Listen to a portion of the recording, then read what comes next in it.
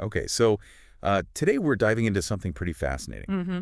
The science of staying young, Oh, at least when it comes to your heart. interesting. We're going to be talking about slowing down cardiovascular aging Yeah. and promoting what's called cardiometabolic health. Oh, okay. Ever heard of it? I have, yeah. Basically how your heart and metabolism work together. Right.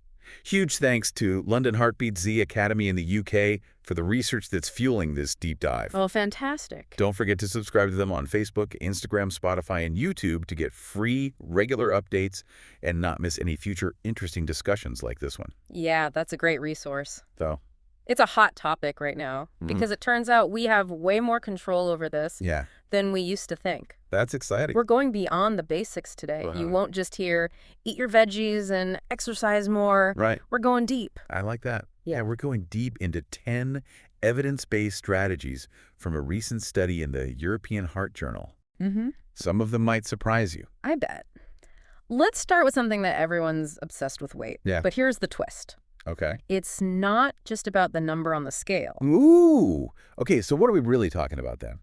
Body composition. Body composition. It's like looking under the hood. Okay. Two people could weigh the same, Uh-huh. but one has a lot of muscle and less visceral fat. Oh. That's the dangerous fat around your organs. Mm-hmm. The other person might have more fat and less muscle. Right. And that's where the heart risks start to climb. I see. So it's not just about being thin. No. It's about being lean and strong. Exactly. Uh-huh. And the research is clear on this. Okay. To achieve that ideal body composition, Mm-hmm. you need a two-pronged approach. What's that? Moderate calorie restriction and a mix of exercise, both endurance and resistance training. So, watching what you eat and hitting the gym. Yeah. But what does moderate calorie restriction look like? Oh. Where we talk about super strict diets. No, not at all. It's about Really? making sustainable changes to your eating habits. Mm-hmm. Think about it this way. Okay. You want to create a slight calorie deficit. Yeah. So your body starts tapping into those fat stores, Uh-huh. especially that visceral fat. Right. But you still need enough fuel Okay. to power your workouts and keep your body functioning properly. That makes sense. So no crash diets. Right. Just smart choices. Absolutely. And what about exercise? With What kind of mix are we talking about here? Ideally, you want a combination of cardio, Cardio. things like running, Yeah. swimming, or biking to Mhm. get your heart pumping Okay. and improve your cardiovascular fitness. Uh-huh. And then strength training Mhm. a couple of times a week Yeah. is key for building muscle mass. And why is muscle so important again? Because muscle is like a calorie-burning furnace. Oh. The more muscle you have, Yeah. the higher your resting metabolic rate, Mm. which means you burn more calories, Oh, wow. even when you're just sitting around. I like that. Plus, it helps improve your insulin sensitivity, Mm-hmm. which is crucial for metabolic health. Okay. So sculpting our bodies from the inside out is the name of the game. That's a great way to put it. Uh-huh. Now let's move on to something that's near and dear to my heart, no pun intended. Uh-huh. And that's the Mediterranean diet. Ah, the Mediterranean diet. Yeah. I can already taste the delicious olive oil and fresh vegetables. Mm. But what makes this eating pattern so special for our hearts? Think of it as a blueprint for heart-healthy eating. Okay. It's abundant in fruits, vegetables, Mm-hmm. whole grains, Yeah. legumes, nuts, and seeds. Okay. It prioritizes healthy fats like olive oil Okay. and minimizes processed foods, red meat, and added sugars. So it's not just about what you eat, but it's also about what you avoid. Right. Uh-huh. And the research on the Mediterranean diet is really impressive. Oh, wow. It's been shown to lower blood pressure, Hmm? improve cholesterol levels, Yeah. reduce inflammation, Yep. and even protect against certain types of cancer. That's amazing. It sounds like a delicious and incredibly effective way to support our hearts. It really is. I agree. And there are even a couple of additional strategies Mhm. that the research highlights, Okay. especially for those struggling with weight management. Yeah. Have you heard of intermittent fasting or time-restricted eating? Yes, they've been getting a lot of buzz lately. But how exactly do they work? Well. And how do they benefit our hearts? Oh. Intermittent fasting, Mm-hmm. as the name suggests, Mm-hmm. involves cycling between periods of eating and fasting. Okay. One popular approach Mm-hmm. is to have a feasting day Right. where you eat a nutritionally balanced diet Okay. and then incorporate focused fasting periods Yeah. perhaps once or twice a week, Uh-huh. where you primarily consume non-starchy vegetables and legumes. So it's not about completely abstaining from food, but rather making strategic choices Yeah. about what and when you eat. Exactly. And then you have time-restricted feeding, Mm-hmm. where you eat all your meals Yeah. within a specific window. Okay. Usually an 8 to 10-hour window each day. So essentially extending the overnight fasting period. Precisely. Like- And both of these approaches have shown promising results in improving metabolic health, aiding weight management, Mm-hmm. and even reducing inflammation. That's great. It's fascinating how simply adjusting when we eat can have such a significant impact on our health. Yeah. But of course, it's always important to consult with a healthcare professional before making any major dietary changes, Absolutely. especially if you have any underlying health conditions. Right.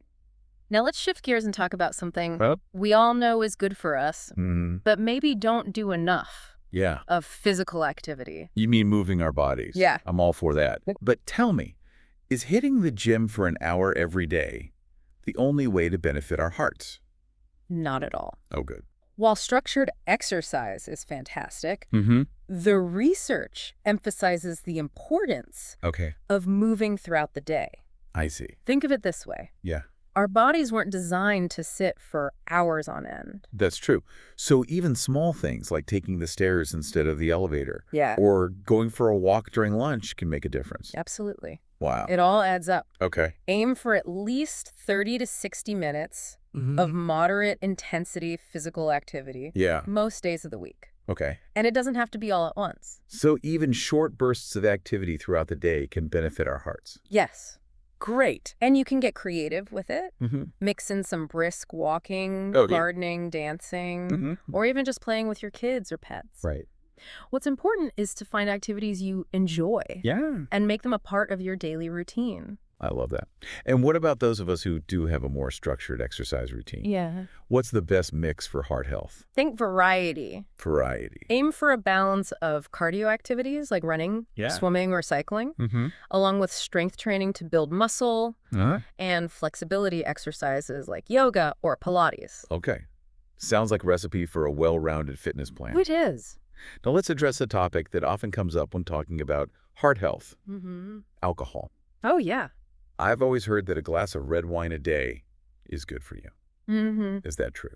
Well, there's been a lot of debate about that, I bet. but this recent research challenges the notion Mm-hmm. that any amount of alcohol is beneficial for your heart. No. In fact, it suggests that even small amounts Okay. can increase your risk of developing a range of conditions. Really?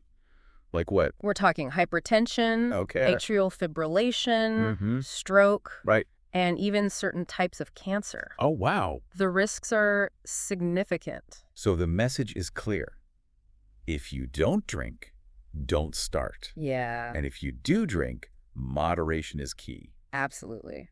Now let's move on to a topic that's Away. thankfully becoming less and less prevalent, Mm-hmm. smoking. Oh, right. We all know it's bad, Yeah. but this research really drives home just how harmful it is, Yeah. particularly for our hearts. I can't imagine anyone is surprised to hear that smoking is bad for your heart. You're right. Yeah. But it's worth emphasizing that there's simply no safe level of smoking. Oh. Even just one cigarette a day increases your risk of heart disease and stroke. It's a powerful reminder to quit if you smoke. Yeah, And if you don't, never start. absolutely. Now let's talk about something Yeah. that's essential for overall health and longevity, Mm-hmm. but often gets short shrift in our busy lives. So, Sleep. we all love a good night's sleep. We do. But what's the connection between sleep and heart health? When we chronically skimp on sleep, Mm-hmm. our bodies don't have enough time to repair and recharge. Yeah. And this can have serious consequences for our cardiovascular health. So lack of sleep puts us at risk for heart problems. Absolutely. Wow. It increases our risk of high blood pressure, Mhm. heart attack, Yeah. stroke, and even irregular heartbeat. Oh, no. Wow. That's a pretty compelling reason to prioritize those zizzies. I agree. How much sleep should we be aiming for? Most adults need between 7 and 9 hours Okay. of quality sleep per night. Yeah. And it's not just about the quantity, Mhm. but also the quality. Right. Tossing and turning all night doesn't count as restful sleep. Exactly. Yeah. Make sure your bedroom is dark, Hmm. quiet and cool. Yeah. Establish a regular sleep schedule Yeah. and create a relaxing bedtime routine to wind down. Mm-hmm.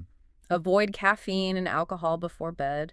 Right. And perhaps most importantly in today's world, Yeah. power down those electronics at least an hour before you hit the hay. Oh, yeah. That's a hard one. Good advice. And I think this is a perfect place to pause for now. Okay. We've covered a lot of ground already. I have. From optimizing our body composition and embracing a Mediterranean lifestyle Right.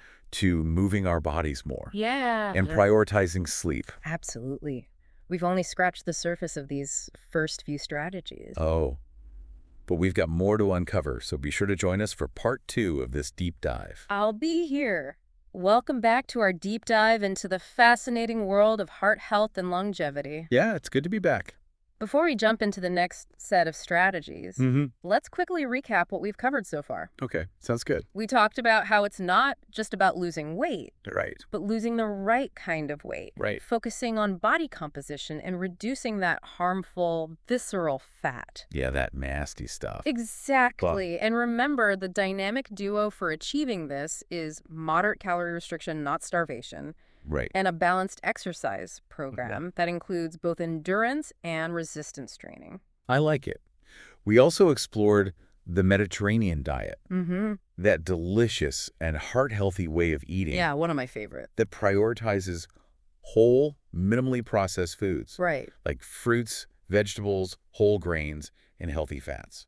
It's really about getting back to the basics. It's Yeah. not just a diet, it's a lifestyle Mm-hmm. that can have a profound impact on your overall health and well-being. For sure. And for those who might be looking for additional strategies to support weight management, Yeah. we touched on the intriguing concepts of intermittent fasting and time-restricted eating, Right. both of which have shown promising results. A lot of people are talking about those. Yeah, they're really popular. It's amazing how simply adjusting when you eat can make a difference. It really is. But of course, always talk to your doctor before making major dietary changes. Always good advice. And then we emphasize the importance of moving our bodies every day. It's not just about hitting the gym. Oh. It's about incorporating movement throughout our day. All right. Taking the stairs, going for walks, and generally just being more active. Absolutely. Uh-huh. Those little bits of activity truly add up over time. You know, I never used to think that, but it's true. Yeah, it is.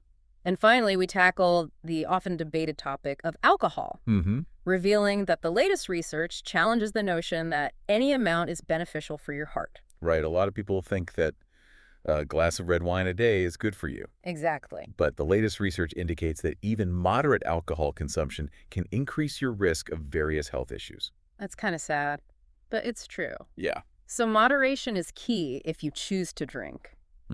And remember, there's no shame in abstaining altogether. Not at all. No. Exactly. Now, are you ready to delve into the next 5 strategies? You bet. I'm particularly intrigued by this next one Okay. because I think it's something we often take for granted. Stress, Stress. the silent killer. The silent killer. So you're right. It's often overlooked. But chronic stress can wreak havoc on your cardiovascular system. That's right. So how exactly does stress affect our hearts? When you're constantly stressed, your body is in a heightened state of alert, pumping out hormones like cortisol and adrenaline. Right. This can lead to elevated blood pressure, increased inflammation, and even an increased risk of blood clots. So it's not just about feeling frazzled. No. Stress has a real physiological impact on our bodies. Absolutely it does. Yeah, that's scary. And the good news is that there are effective ways to manage stress. Okay, tell me more. I'm all ears. Well, one approach that's been shown to be very helpful is mindfulness-based stress reduction. Okay. Have you ever tried mindfulness meditation? I have. I've dabbled in it. Yeah. But I wouldn't say I'm a regular practitioner. Okay.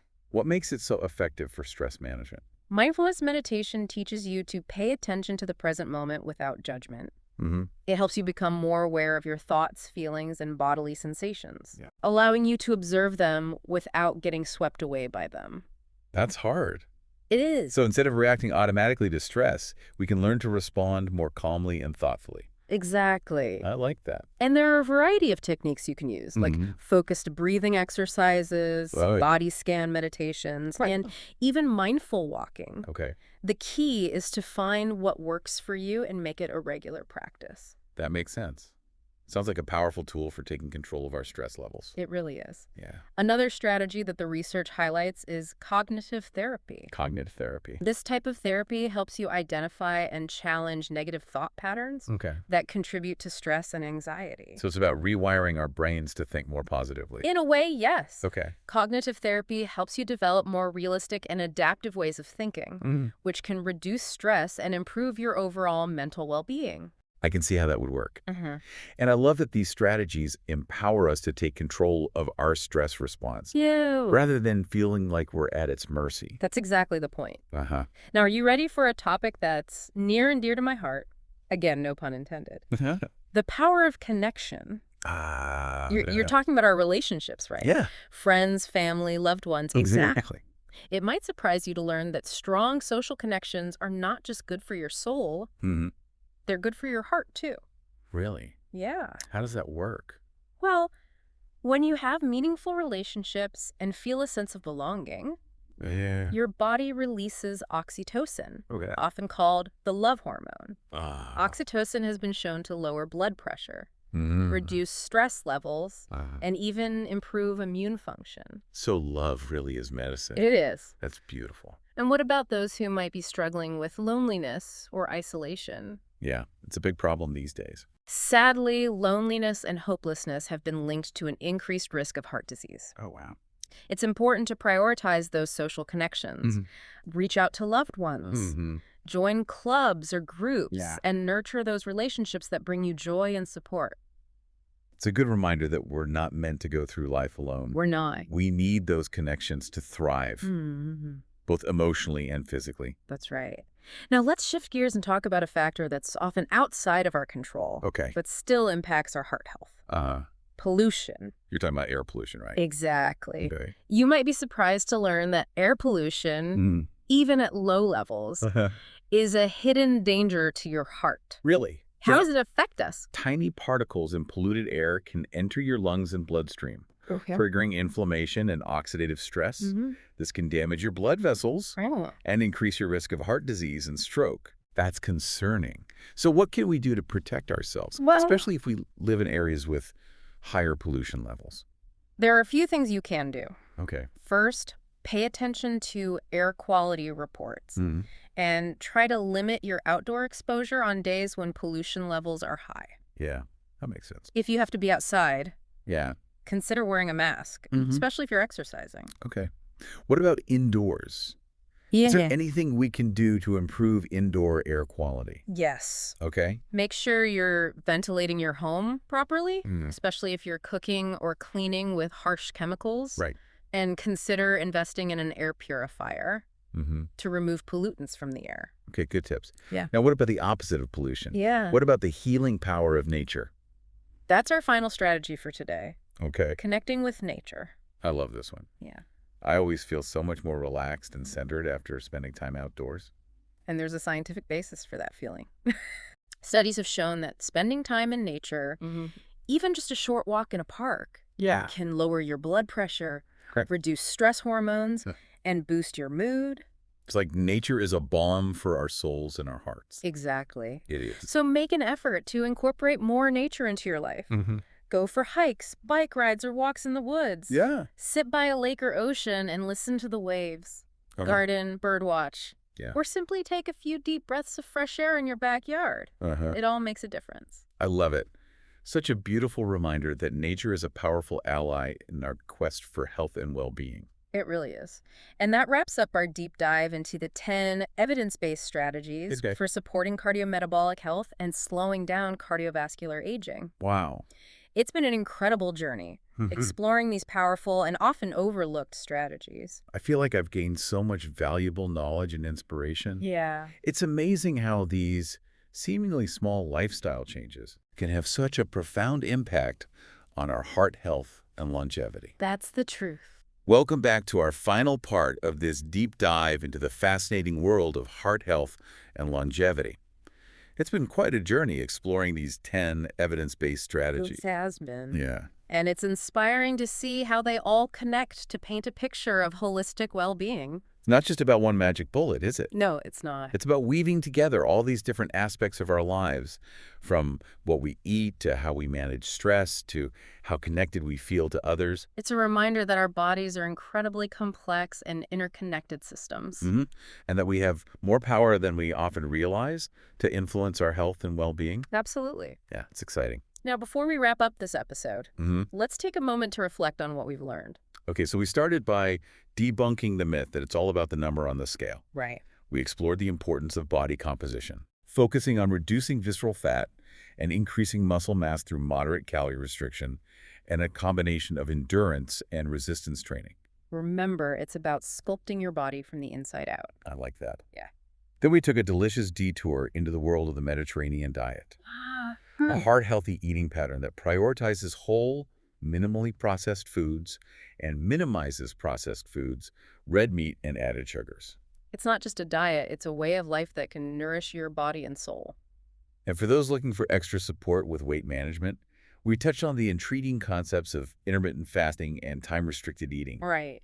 which have shown promising results in improving metabolic health. Yeah, it's fascinating how simply adjusting when you eat can make such a difference. It really is. Yeah. But of course, always consult with your healthcare provider before making any major dietary changes. Always good advice. We then emphasize the importance of moving our bodies daily, incorporating both structured exercise and those little bits of movement throughout the day that add up over time. Remember, motion is lotion for your joints and your heart. Love it. And we tackled the often debated topic of alcohol, Yeah. revealing that the latest research challenges the notion that any amount is beneficial for your heart. Even moderate consumption can increase your risk of various health issues. So if you choose to drink, do so in moderation. And remember, there's no shame in abstaining altogether. For sure. Yeah.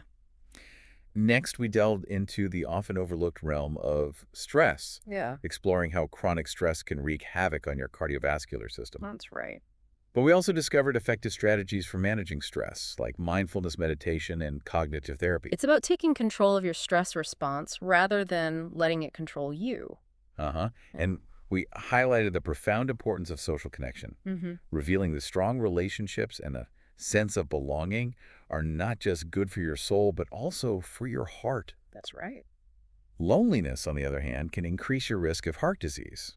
It's a reminder that we're wired for connection and that those bonds can literally nourish our hearts. Then we explored the impact of pollution, recognizing that even low levels of air pollution can be harmful to our hearts. It's scary stuff.